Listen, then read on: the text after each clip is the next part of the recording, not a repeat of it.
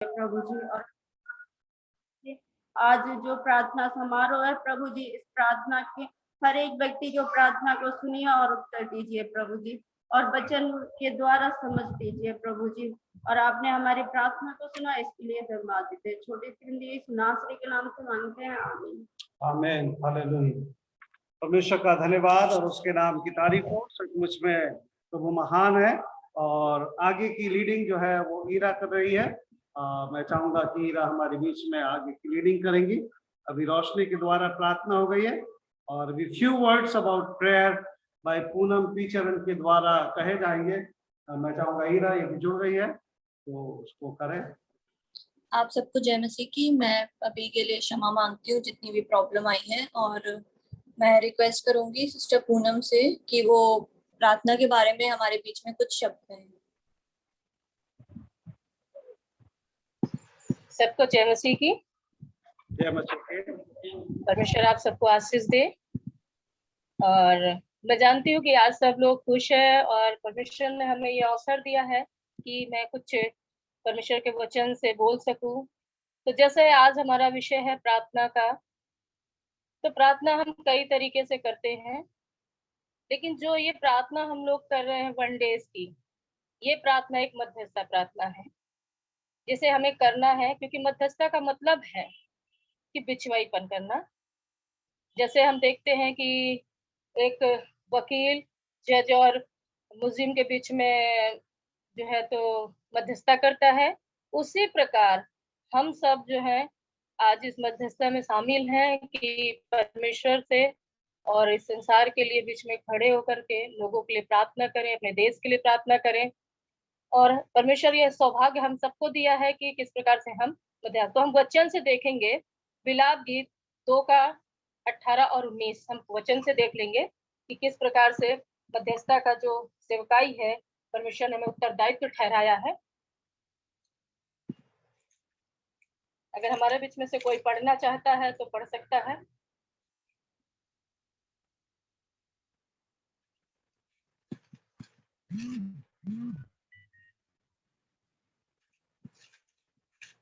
विलाप गीत 2 अध्याय 18 और 19 पद।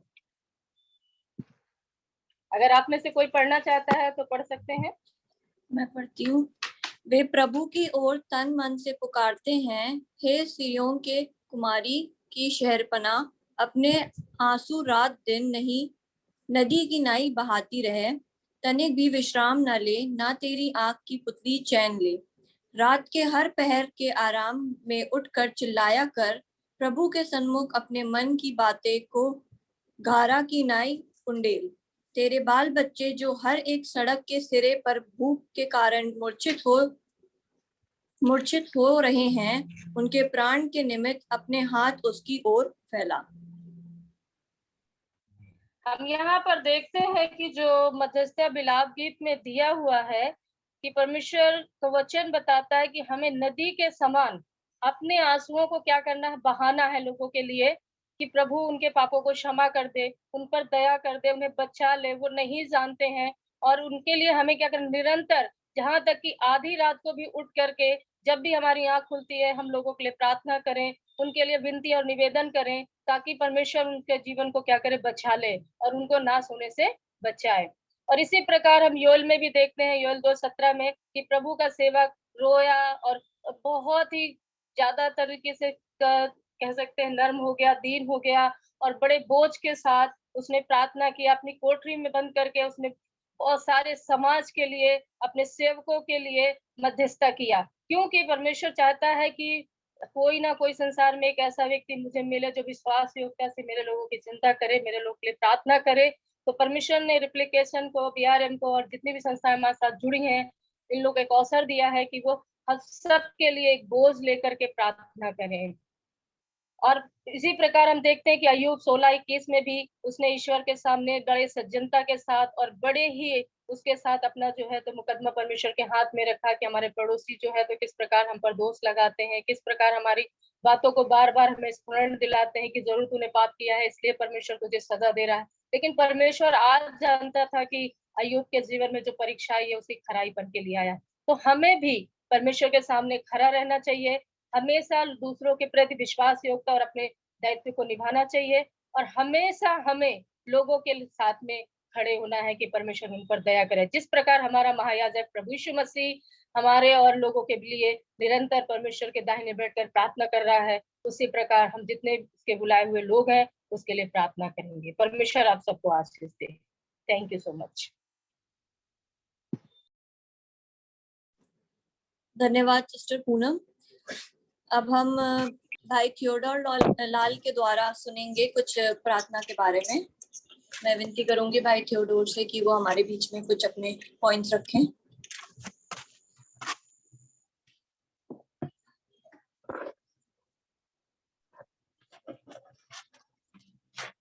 आप सभी को जय मसीह की।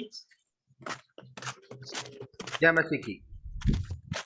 मैं आपके वचन से पढ़ूंगा इफिसियों उसका 1:15 से आपका 17 तक। ये पौलुस की प्रार्थना जो कि प्रभु यीशु मसीह के दास के द्वारा लिखी गई है, बताई गई है। इस कारण मैं भी उस विश्वास का सुसमाचार सुनकर और जो तुम में लोगों में प्रभु यीशु पर है और सब पवित्र लोग में प्रकट है, तुम्हारे लिए धन्यवाद करना नहीं छोड़ता, और अपनी प्रार्थनाओं में तुम्हें स्मरण क्या करता हूँ कि हमारे प्रभु यीशु मसीह का परमेश्वर जो महिमा का पिता है तुम्हें अपनी पहचान में और ज्ञान और प्रकाश में आत्मा दे। सच में प्रभु यीशु मसीह के वचन क्या कहते हैं, हमसे बात करेंगे। हमें यह प्रार्थना करने हैं आत्माओं के लिए, आत्मिक प्रार्थना करने हैं। प्रभु यीशु मसीह ने आपको ज्ञान दिया है, आपको बुद्धि दी है, हमें उस वचन में चलने हैं ताकि जो प्रभु यीशु मसीह के वचन कहता है हमको इसमें चल के। इस कारण मैं भी उस विश्वास में सुसमाचार से सुनकर जो तुम लोगों में प्रभु यीशु मसीह पर है और सब पवित्र लोगों पर प्रकट हो। प्रभु यीशु मसीह का सुसमाचार प्रकाश जो हम पे वास करता है, हम पे आज्ञा देते हैं, हमको आगे बढ़ाने का साहस देता है। हम उस पर चलने हैं, उस पर विश्वास करने हैं, उसकी जो प्रभु यीशु मसीह की बातें हैं जो वचन में लिखी हुई हैं हम उस पर चलने हैं, और जो भी हमारे हृदय में प्रभु यीशु मसीह का वचन काम करता है हम उस पर चल के दूसरों को बताने हैं, उनके लिए उस आत्मा को जीतने जो प्रभु यीशु मसीह ने उन आत्माओं को जो भटक गई हैं उनके लिए प्रार्थना करने, उनके लिए प्रार्थना करके उनको आगे बढ़ाने ताकि वे विश्वास में बढ़ते हैं और प्रभु यीशु मसीह अनुग्रह में आगे बढ़े। तुम्हारे लिए धन्यवाद करना नहीं छोड़ता। देखिए पौलुस क्या कहता है, तुम्हारे लिए धन्यवाद करना नहीं छोड़ता। हमें हर समय दूसरों को धन्यवाद करना है, उन पे प्रार्थना करना है, उनकी विनती सुनना है, वो क्या कहना चाहते हैं, क्या कह रहे हैं। हमें उनकी प्रार्थना करता है कि उनको साहस हो प्रभु यीशु मसीह में विश्वास में आगे बढ़ने का, उनको हिम्मत मिले, ताकत मिले, ताकि जो शैतान तो चाहता है कि प्रभु यीशु मसीह के लोग पीछे हो जाए, पर हमें अपने साहस को, हमें अपने बल को नहीं छोड़ना। हमारा बल कौन है? प्रभु यीशु मसीह। हमें उस पर चलने, उसकी आज्ञाओं पर चलने हैं। और प्रार्थनाओं में तुम्हें स्मरण क्या करता हूँ, हमें हर समय उनके लिए प्रार्थना करने, कभी उनके प्रार्थना करने नहीं छोड़ने हमको, कि नहीं कि उनको प्रार्थना करना छोड़िए, कोई बीमार है उनके लिए प्रार्थना करने, जो परेशान है, दुर्बल है, कमजोर है, उनके लिए प्रार्थना करने। प्रभु यीशु मसीह ने भी इन सब लोगों के लिए प्रार्थना करी है। और प्रभु यीशु मसीह के लोग पीछे कितने लोग आ गए हैं, आप लोग खुद जानते हैं इस बात को, कि प्रभु यीशु मसीह के पीछे भीड़ चली आती है। क्यों? उनकी बातें सुनने के लिए, उनके चमत्कार देखने के लिए, उनकी आज्ञाओं पर चलने के लिए, उनके वचन को सुनने के लिए। हमें उन पर उसी प्रकार हमें भी अपने जीवन को और दूसरों के जीवन को बचाने हैं, ताकि वो आत्माएं जो बर्बाद हो रही हैं, नाश हो जाती हैं, हम उनको बचाने प्रभु यीशु मसीह के लिए। 17वां पद क्या कहता है कि हमारे प्रभु यीशु मसीह का परमेश्वर जो महिमा का पिता है, सच में वो प्रभु यीशु मसीह हमारे महिमा का पिता है। वो एक राजा का राजा और प्रभु का प्रभु है। वो पृथ्वी का अधिकारी है। हमें को प्रभु यीशु मसीह का अधिकार दिया है। प्रभु यीशु मसीह ने हमको ज्ञान दिया, हमको बुद्धि दी है, ताकि हम उस अधिकार के साथ में से हम प्रार्थना करने वास्ते कि खुदा के लिए लोगों को बचाए जाने वास्ते, ताकि उनके द्वारा कई आत्मा प्रभु यीशु मसीह के राज में मिला जाने वाले सके, और आपको और प्रभु यीशु मसीह के राज में मिला कर उनको वो आत्मा जो नष्ट हो रही है वो बच जाए, और तुम्हें अपनी पहचान और ज्ञान का प्रकाश दे। ज्ञान प्रकाश प्रभु यीशु मसीह ने बुद्धि दी है, हम उस बुद्धि के अनुसार चलने वाले के, उस प्रकाश के अनुसार, अपनी ज्योति को, जो ज्योति हमें दिखाई गई है, हमें उस पर चल के दूसरों को बताने वाले सके। उसके द्वारा प्रभु यीशु मसीह के लिए कई आत्मा जो भटक गई हैं उनको बचाएं और उनके जीवन में आगे बढ़ने की कोशिश करें। आप सभी को धन्यवाद। धन्यवाद भाई थियोडोर। अब हम 2 शब्द और सुनेंगे भाई एंथनी के द्वारा प्रार्थना के बारे में। कि हम कैसे प्रार्थना करना हमें कैसे प्रार्थना करना चाहिए और बाइबल हमें क्या सिखाती प्रार्थना के बारे में। तो मैं विनती करूंगी एंथनी भाई से कि वो अपने आप को अनम्यूट करके हमारे बीच में वो अपनी बातें शेयर करें। सभी को जय मसीह। जय मसीह की।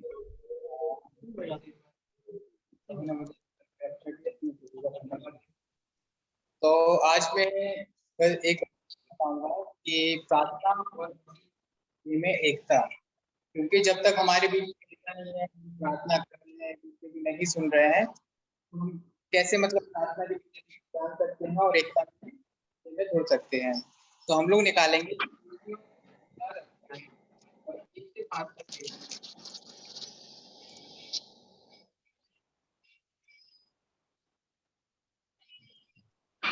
इसलिए मैं जो प्रभु में बंदी हूँ, तुमसे विनती करता हूँ, जिस बुलाहट से तुम बुलाए गए थे उसके योग्य हर सारी दीनता सर्वथा करे और धीरज धरकर प्रेम से सह लो और मेल के बंधन में आत्मा की एकता में रहने, एक ही देह है, एक ही आत्मा, जैसे तुम्हें जो बुलाए गए थे अपने बुलाए जाने के लिए एक ही आता है, एक ही प्रभु है, एक ही विश्वास, एक ही वचन के लिए परमेश्वर ने बोला।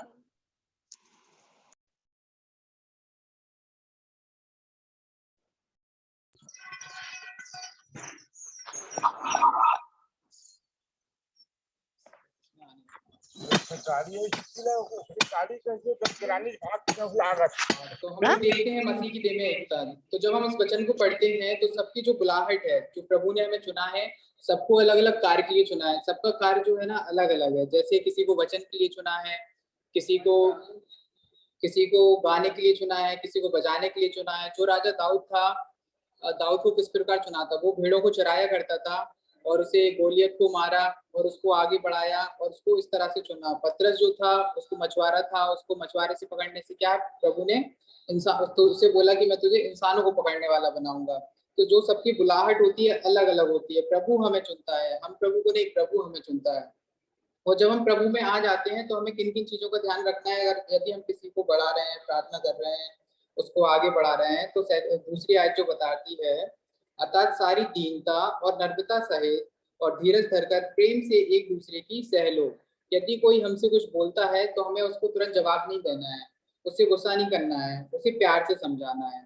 और यदि कोई बोल भी देता है तो कोई बात नहीं भाई, ठीक है आपने मेरे विषय में ऐसा बोला, कोई बात नहीं, और उसे कुछ नहीं बोलना है। ठीक है, अगली बार जब वो कुछ बोलेगा तो वो सोचेगा कि नहीं ये तो मुझसे कुछ बोलता ही नहीं है, तो वो फिर अगली बार से आपको कुछ बोलेगा ही नहीं। और मेल के बंधन से आत्मा की एकता रहने का यत्न करो। हमें क्या है? आत्मा में एक होकर रहना है। हम लोग जितने भी लोग हैं सब क्या मतलब अलग अलग सोच होती है, अलग अलग विचार होते हैं, लेकिन हम जब प्रभु में जुड़ते हैं तो हमारी सिर्फ एक ही सोच होनी चाहिए, प्रभु। हमें सिर्फ प्रभु से प्रार्थना करना है और मसीह में एक होकर रहना है। एक ही देह है, एक ही आत्मा है, जैसे जो तुम प्रभु में बुलाए हो वैसे ही सभी प्रभु के लिए चुने गए हैं। इसलिए मैं बस इतना ही बोलना चाहूंगा। धन्यवाद।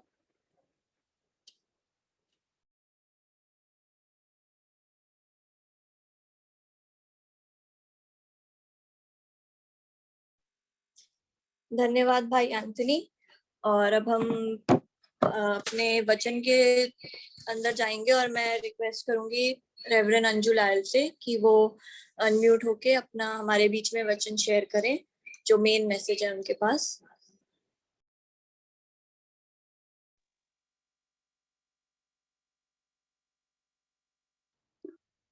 सबको जय मसीह की। और परमेश्वर का धन्यवाद हो एक बार फिर से परमेश्वर ने हमें मौका दिया है कि आज हम इस प्रार्थना के संगति में जुड़ पाए हैं। और ये हमारी नहीं लेकिन परमेश्वर के अनुग्रह के कारण हुआ है।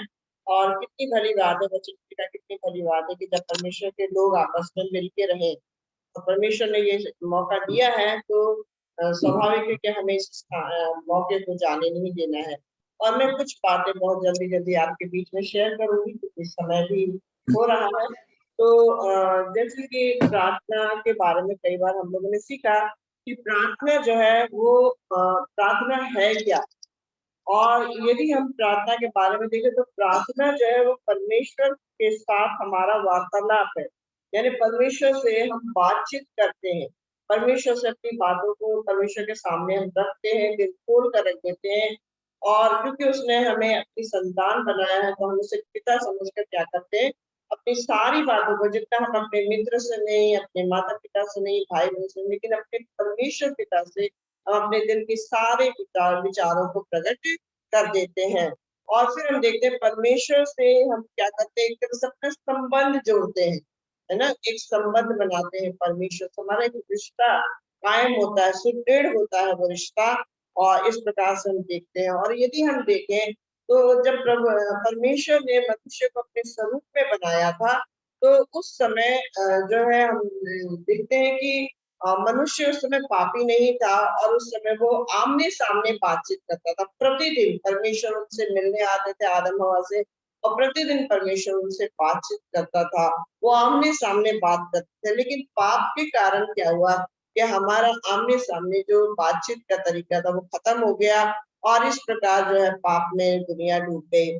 और लेकिन अगर हम देखें कि अगर इस बारे में आपको ज्यादा पढ़ना है तो आप उत्पत्ति 3 और 8 से 13 पढ़ सकते हैं, उसको नोट कर सकते हैं कि किस प्रकार हम देख सकते हैं आदम हवा को जब बनाया परमेश्वर ने तो उससे पाप में गिरने से पहले परमेश्वर उनसे प्रतिदिन मिलने के लिए आता था और उनसे बातचीत होती थी आमने सामने। लेकिन उसके बाद क्या हुआ कि पाप दुनिया में आ गया, और फिर हम देखते हैं कि फिर प्रार्थना कहाँ से शुरू होती है।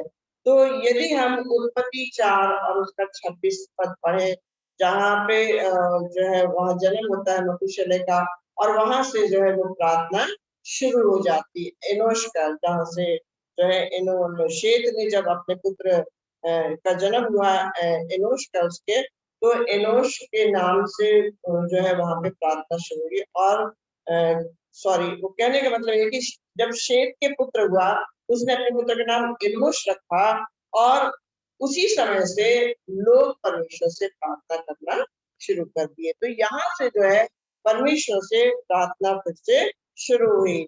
और एक शब्द है एक्स, है ना, ACTS, इसमें कि अक्सर मैं परमेश्वर के दास के द्वारा सुनती हूँ कि 4 चीजें उसमें बताई गई हैं। एक तो अडोरेबल होता है ए से, और उसके बाद सी से देखें तो कन्फेस करना, और डी से है थैंक्स, और एस से है सप्लिकेशन। मतलब क्या है कि जब हम प्रार्थना करते हैं तो पहले हमें क्या करना है, परमेश्वर को सराहना है, ठीक है। एडोरेशन मतलब उसको सराहना है, परमेश्वर की स्तुति करनी है, उसको सराहना है, उसके भलाइयों के लिए उसको सराहना है कि वो है क्या, परमेश्वर सर्वसामर्थी है, सर्वशक्तिमान है, दयालु है, अनुग्रहकारी है, बहुत सारे गुण हैं जिसको लेकर हम उसकी सराहना करते हैं। फिर अगर कन्फेस करना, हमें अपने पापों का जो कुछ हमने गलतियां की हैं, हमने मन वचन कर्म से गुनाह किया, हमें परमेश्वर के सामने से मानना है, उसे कन्फेस करना है कि हाँ प्रभु हम मनुष्य हैं, पापी हैं और हम सिद्ध नहीं है, तो प्रभु हमारी गुनाहों को आप क्षमा करें। और फिर हम देखते हैं चौथी बात, थैंक्स गिविंग, परमेश्वर को धन्यवाद देना है कि जो कुछ परमेश्वर ने हमें दिया है, हमारे जीवन में आश्चर्य कर्म किया है, और जो भी हमारी गवाहियां हैं उसके लिए हमें परमेश्वर को धन्यवाद देना है। और सप्लिकेशंस, और फिर हमें लास्ट में अपने निवेदन रखना है, जो निवेदन हमारा परमेश्वर से है, जिस बात के लिए हम प्रार्थना कर रहे हैं। तो इस तरह हम देख सकते हैं। अगर फिर प्रार्थना के बारे में बहुत लंबा जो है वो हो सकता है सेशन, हम सोचते हैं कितना भी उसके लिए बोले कम है, क्योंकि पूरा परमेश्वर का वचन जो है वो प्रार्थना से भरा हुआ है। तो कुछ बातों को ही मैं जल्दी जल्दी शेयर कर रही हूँ ताकि समय पर हम खत्म कर सके। तो यहाँ पे हम देखते हैं फिलिप्पियों 4 और 6 से 7 में, वहां पे पौलुस कहते हैं कि चिंता ना करो, है ना, चिंता ना करो, लेकिन हर बात में तुम्हारे निवेदन, प्रार्थना और विनती के द्वारा धन्यवाद के साथ उपस्थित किए जाएं। हमारी प्रार्थना, अब यही देख रहे थे एक्ट्स में कि हर बात को क्या करना है, निवेदन, प्रार्थना, ये सब विनती के द्वारा धन्यवाद के साथ उपस्थित किया जाए। और उसके बाद हम किसके नाम से प्रार्थना करें। अगर हम यूहन्ना 14 उसका 13 पद पढ़ते हैं तो वहां पे लिखा है, कि जो कुछ तुम मेरे नाम से मुझसे मांगोगे मैं करूंगा, और जो कुछ तुम मेरे नाम से मेरे पिता से मांगोगे वो तुम्हें दूंगा। यानी चाहे हम परमेश्वर पिता से मांगे, चाहे हम प्रभु यीशु मसीह से मांगे, हमें मांगना किसके नाम से है? प्रभु यीशु के नाम से है, क्योंकि प्रभु यीशु हर एक पिता से जब हम कहते हैं अपने पुत्र के नाम पे, अक्सर आपने देखा होगा जब हम स्टेशनों पे जाते हैं या कहीं, तो लोगों से पूछते हैं, लोग जो आते हैं, भाई अपने बच्चे को नाम पे दे दे, आपका बच्चा भला चंगा रहेगा। कई बार हम लोगों को ऐसा कहता सुनते हैं, लेकिन यहाँ प्रभु यीशु मसीह ने साक्षात बताया, क्योंकि परमेश्वर का पुत्र है, तो कहता है जो कुछ तुम मेरे नाम से मांगोगे तुम्हारे लिए हो जाएगा।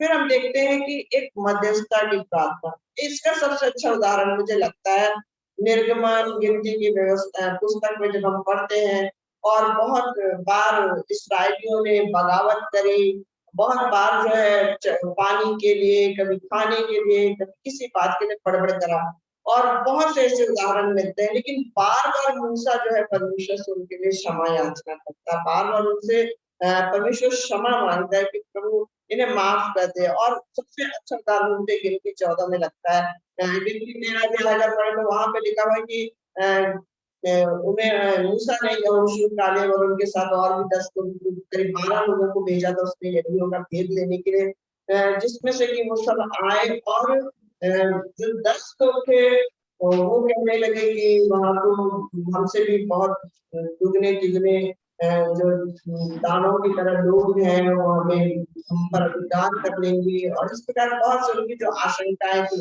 लेकिन यहोशू और कालेब ने बताया कि नहीं, वहां पर तो जो है बहुत अच्छा है, धाराएं रहती है, और सब अन्न से भरपूर जगह है। तो इस प्रकार हम देखते हैं कि जो वो लोग बलवा करते ना, रोते हैं बकायदा कि हमें उस देश में जाना ही नहीं है, जिस देश में कनान देश में नहीं जाना है। तो वो बार बार उस चीज के बारे में वो कहते हैं कि हम कनान देश को जाना ही नहीं है, क्योंकि हम यहीं पे ठीक है। लेकिन परमेश्वर ने तो वादा किया था कि ले जाने का, पर वो लोग उस बात पे विश्वास नहीं कर पा रहे थे कि जिस परमेश्वर ने वादा किया है वो सारी परिस्थितियों को बदल सकता है। और इस तरह से बदलाव है, तो हम देखते हैं कि परमेश्वर का लोग उनसे था, और जब परमेश्वर का लोग का 14 अध्याय अगर हम पढ़ते हैं गिनती का 11 से 19 में, तो हम देखते हैं कि परमेश्वर ने कहा कि ये कब तक मेरा तिरस्कार करेंगे, कब तक। तो मुझे वो चीज बड़ी अच्छी लगती है कि मूसा जाकर परमेश्वर से विनती कर रहा है कि परमेश्वर इन्हें नाश मत कर, यदि तू इन्हें नाश कर देगा, इनके साथ बुरा करेगा, तो हम जो मिस्र से तेरी गवाही देकर निकले हैं, मिस्र के लोग क्या कहेंगे कि क्या तू इन्हें मार डालने के लिए यहाँ तक लाया हो। और बड़ा ही दीनता के साथ परमेश्वर से विनती कर रहा है, मध्यस्थ कर रहा है कि कभी इनके साथ ऐसा व्यवहार ना करें, इनको नाश न करें, इनको ना मारे। तो सच में हम जब प्रार्थना करते हैं दूसरों के लिए, इसी प्रकार से हमें भी प्रार्थना करना, मध्यस्थता की प्रार्थना करना, जैसे मूसा प्रार्थना करना। यीशु मसीह का उदाहरण ले सकते हैं, यूहन्ना 17 में वहां भी हम देखते हैं यीशु मसीह किस प्रकार से जो अपने लोगों के लिए प्रार्थना कर रहे हैं और मध्यस्थता की प्रार्थना कर रहे हैं। और ऐसी बहुत से हम देखते हैं कि जब पतरस के बंदी गृह में था, वहां उसके कलीसिया के लोग प्रार्थना कर रहे थे। तो प्रार्थना का हम मसीहियों के लिए बहुत महत्व है, और बिना प्रार्थना के हमारा जीवन जो है कुछ भी नहीं है, इस बात को हम जानते हैं। और हम एक जल्दी एक शॉर्ट में ये बताएंगे कि हमें किन किन लोगों के लिए, अगर हमारे पास ऐसा लगता है हमारे पास कोई प्रार्थना विनती नहीं है, तो भी हमें क्या करना है। जिस प्रकार से मूसा ने प्रार्थना की अपने लोगों के लिए, उसी प्रकार हमें भी अपने नाश होने वाले लोगों के लिए प्रार्थना करना है। और फिर उसी प्रकार यशायाह 37 में लिखा, बचे हुए लोगों के लिए प्रार्थना करना, यानी कि जो महामारी से, संक्रमण से बच गए, उनके लिए प्रार्थना करें कि प्रभु उनको बचाए, प्रभु उनके जीवन में अनुग्रह करे, जो परमेश्वर के वचन की ओर ध्यान करें, मन फिराए, पश्चाताप करें, परमेश्वर प्रभु यीशु को अपना उद्धारकर्ता ग्रहण करें। प्रभु के आगमन के दिन के लिए प्रार्थना करना है, जैसा कि प्रभु यीशु मसीह ने मत्ती 24 में कहा। परीक्षा में ना पड़े इसके लिए प्रार्थना करना है, मत्ती 26:41 में बताया गया। और फिर बताया कि कलीसिया के लिए प्रार्थना करना है, जैसा यूहन्ना 17:20-26 में प्रभु यीशु मसीह ने किया लोगों के लिए। और बंदी गृह में जैसे पतरस के लिए प्रार्थना किया कलीसिया ने, उसी प्रकार जो बंदी गृह में बंद है सेवक, बहुत से सेवक हैं जो बंदी गृह में बंद है, उनके लिए प्रार्थना करना। प्रेरितों के काम 12 के 5वें पद में लिखा है जैसे। और फिर हमें पवित्र आत्मा में होकर प्रार्थना करना, क्योंकि पवित्र आत्मा हमें परमेश्वर की इच्छा के अनुसार प्रार्थना करना सिखाती है। तो हमें पवित्र आत्मा में होकर प्रार्थना करना है, रोमियो 8 और उसके 26 पद के अनुसार। और फिर हमें विपरीत परिस्थिति में भी दुखी होने पे, जब हम दुखी होते हैं तब भी हमें प्रार्थना करना है। इसका उदाहरण हमें याकूब 5 उसके 13 पद में मिलता है। और बीमारों के लिए प्रार्थना करना याकूब 5 और 14 में जैसा लिखा है कि जब कोई बीमार हो तो प्राचीनों को बुलाएं और तेल मलकर हाथ रखकर उस पर प्रार्थना करे, तो वो प्रार्थना करना। और फिर कहता है पहला थिस्सलुनीकियों 5 और 17 में लिखा है कि निरंतर प्रार्थना करना। और भी बहुत से अपने अधिकारियों के लिए, हाकिमों के लिए, अंधकार की शक्तियों को दूर रखने के लिए, कई बातों के लिए हमें प्रार्थना। तो प्रार्थना के विषय की कोई कमी नहीं है हमारे पास, और हमें प्रतिदिन इन विषयों को लेकर प्रार्थना करना है। और आगे जो है हम यहीं पे इस चीज को विराम देंगे, क्योंकि अब हमारे पास समय भी अनुमति नहीं दे रहा कि हम आगे बढ़े। लेकिन मैं सोचती हूँ कि जो कुछ प्रार्थना के विषय में आज आपके बीच में शेयर किया गया है वो आपके लिए बहुत है, और शायद आपको समझ में आ भी गया होगा, क्योंकि मुझे जल्दी जल्दी समझाना पड़ा। और आप सब तो हमसे भी ज्यादा ज्ञानी है, ऐसी बात नहीं है। तो मैं सोचती हूँ आप हमसे भी अच्छा बोल सकते हैं, लेकिन प्रभु ने जो मुझे दिया वो मैंने आपके बीच में बांट दिया। और परमेश्वर को मैं सारा आदर और महिमा देती हूँ कि परमेश्वर ने मुझे ये अवसर दिया कि आज हम अपनी संस्था के द्वारा इस प्रार्थना सभा को लीड कर पाए, उसका संचालन कर पाए। हम परमेश्वर का धन्यवाद करते हैं, और हम न्यूज ग्रुप को भी धन्यवाद देते हैं जिन्होंने संस्था को आवाज क्लियर नहीं आ रहा है, ये हमारे लिए आवाज क्लियर नहीं आ रहा है, रुक रुक क्या रहा है। इस तरह से हम परमेश्वर का धन्यवाद करते हैं। तो आगे का भाग हम ईरा को देना चाहेंगे, आगे संचालन की। धन्यवाद मिसेस अंजू राय। मैं अभी आपके सामने एक गीत प्रस्तुत करेंगे। हम अभी आपके सामने एक गीत प्रस्तुत करेंगे, और शेरोन हमारे बीच में प्रार्थना के भाव में गीत गाएगी, और उसके बाद हम प्रार्थना में जाएंगे। और इसी के बाद मैं रिक्वेस्ट करती हूँ डॉक्टर रेवरेंड रॉबिन आमोस से कि वो गाना खत्म होते ही हमें अंतिम प्रार्थना में ले जाएं। धन्यवाद।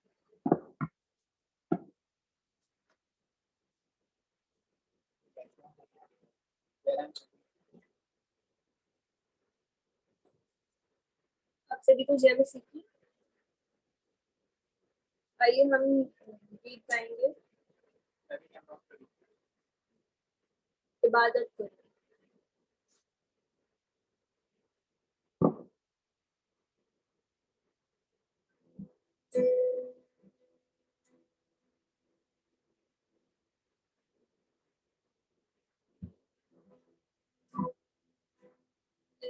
दुनिया के लोगों ऊंची आवाज हो, गाओ खुशी के गीत, उसका गुणगान करो, इबादत करो उसकी, इबादत करो,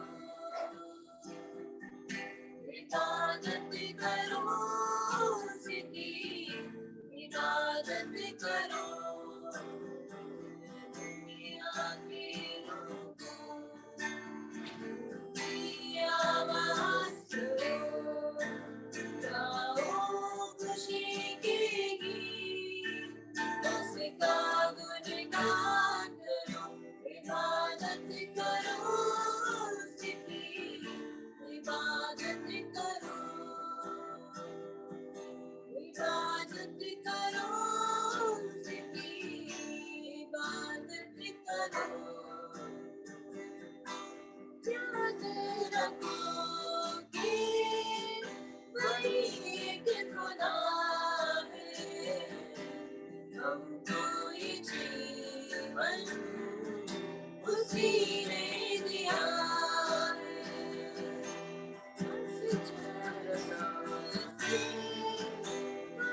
सब गया है, हमको सदा की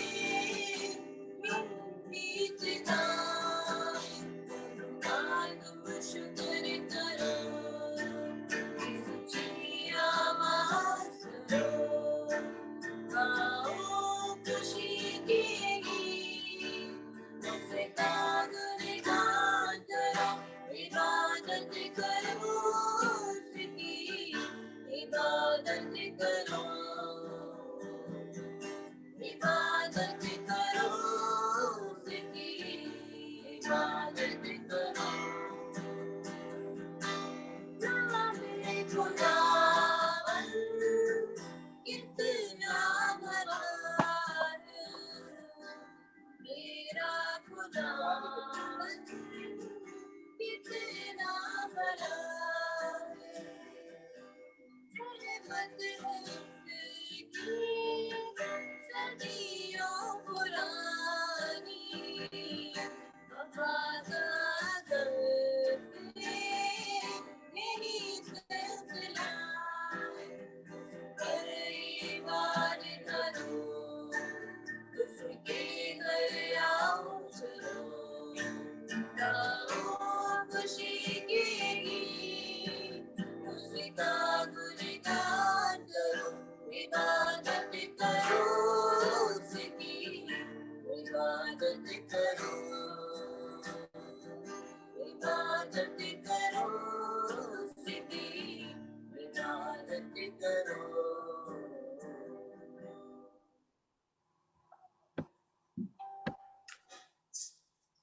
मैं रिक्वेस्ट करूंगी डॉक्टर रॉबिन आमोस से कि वो हमारे लिए अंतिम प्रार्थना करें, और इसी के बाद रेवरेंड एजेकियल थॉमस हमारे लिए आशीष वचन दे और हम इस आराधना को समाप्त करें। धन्यवाद। परमेश्वर का धन्यवाद हो आज के सुंदर समय के लिए। और प्रभु के वचन से हम लोगों ने आज बहुत स्पष्ट सुना है किस प्रकार से प्रार्थना महत्वपूर्ण है। तो हम लोग लगातार प्रार्थना में बने रहें, हम प्रार्थना करें। हमारे जीवित और उद्धारकर्ता परमेश्वर प्रभु जी, हम आपका धन्यवाद देते हैं सुंदर समय के लिए।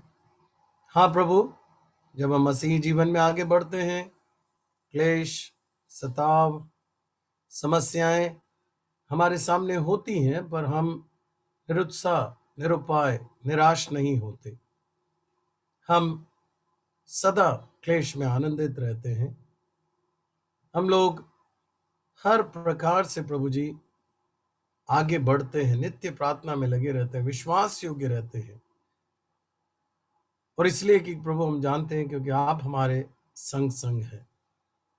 चाहे हम घोर अंधकार से भरी हुई तराई में से होकर क्यों ना जाएं, फिर भी हम हानि से नहीं डरते क्योंकि आप हमारे साथ हैं। उन्हें दीजिए कि प्रार्थना में वो नित्यता, विश्वास योग्यता, परसिवियरेंस बना रहे, ना केवल इस वक्त जब हम प्रार्थना के समय में हैं, परंतु पूरे दिन हम प्रभु अपने देश के लिए, उन लोगों के लिए जिनके पास प्रभु ये आशा नहीं है, उन लोगों के लिए जो निराश हैं, जो हार चुके हैं, जो अंधकार और डर के माहौल में जी रहे हैं, उनके लिए हम प्रार्थना कर सकें। हाँ प्रभु, ना केवल उनके लिए प्रार्थना करें पर आपसे मांग सकें कि वे लोग भी इस सत्य को जान सके, वे लोग भी आपके साथ के उस गहरे बातचीत, आपसे सुनना, आपसे बातचीत करने के उस संबंध में आ जाए, क्योंकि यहीं से तो हमें ताकत मिलता है। तो धन्यवाद देते हैं आज पूरे बीआरएम की टीम के लिए, उन गीतों के लिए, उन वचन से शेयरिंग के लिए, और आपके वचन जो आपके दासी ने दिया है, और हर इस आराधना के हिस्से के लिए।